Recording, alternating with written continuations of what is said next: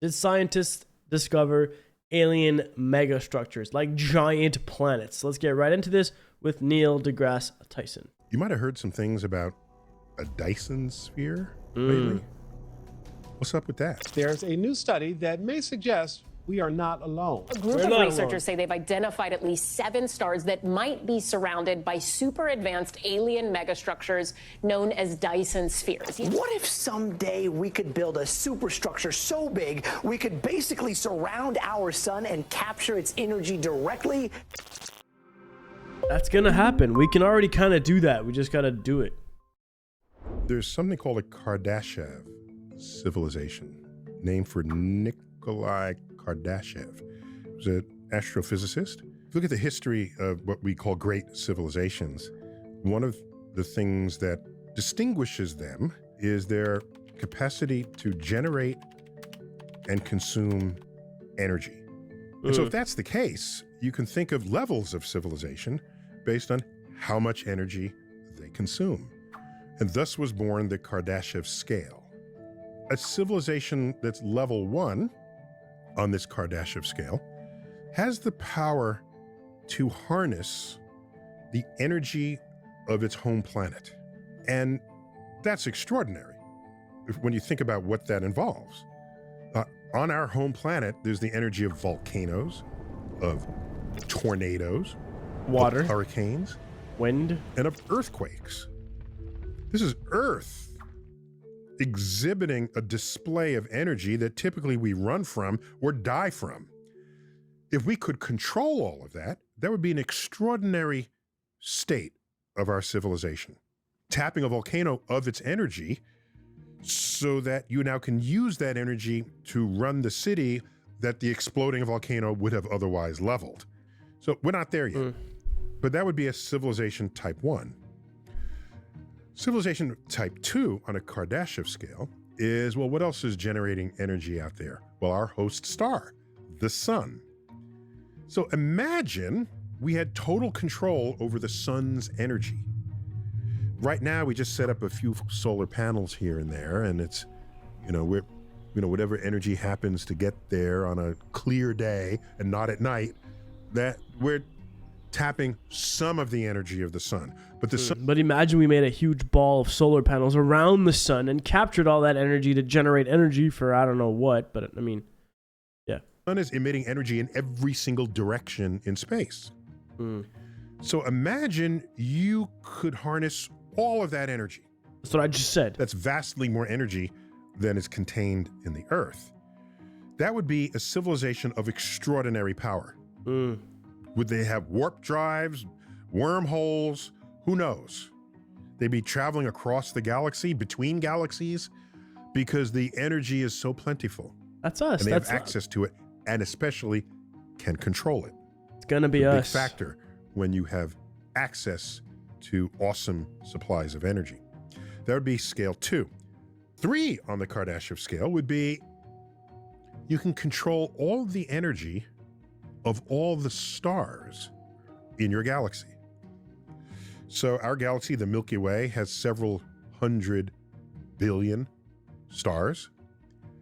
So if you found some way to harness all of that, oh my gosh, this is, who can imagine? We can't imagine that. We're like millions of years away from that. But like level 2, capturing a small sun's energy with like a bunch of solar panels around this, I don't think we're a million years away. Maybe 1,000, 2,000, maybe 5,000 years away. I don't know. Imagine what that is. Can you create universes? Who knows?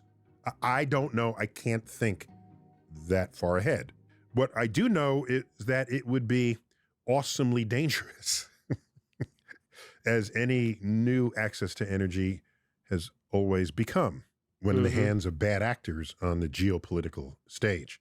So what this has done is enabled some people, some colleagues of mine, to say, if there's a civilization type 2 controlling all the energy of its host star, right, would we be able to see that in our data? There's so much data now available with many telescopes that has observational and spectroscopic data of billions of stars. I think so. Billions. We have observational data on billions of stars in the universe, not only in our galaxy, but other galaxies. And so if there was a type 2 civilization, could you detect it? What would it look like? Well, a couple of things. If you're looking at invisible light, the kind of light that the sun primarily gives off, they would be blocking that light to absorb that energy for their needs. Right. So you would see an ordinary star just begin to disappear as they built structures around it to absorb that energy. There's an interesting fact here. Well, there's no such thing as a free lunch in the universe. You can't just take the sun's energy and then have the energy disappear. It manifests in other ways. You know how it manifests? As heat. Heat. You know this intuitively, even if you've never thought about it. If you have an internal combustion engine car, the kind with pistons, right? You put in gasoline, that gasoline burns via pistons and spark plugs and all the right to move the car forward, and the engine gets hot. Your use of that energy not only propels your car forward, but also turns into heat. If there's a civilization that managed to completely enclose its host star, it would get rid of all the visible light, because that's high quality energy that it's using. It takes that light through the solar panels. The star would slowly disappear. It would shoot a giant quote, laser. A regular looking star, and would ultimately appear as a red glow in your infrared telescopes. I don't know.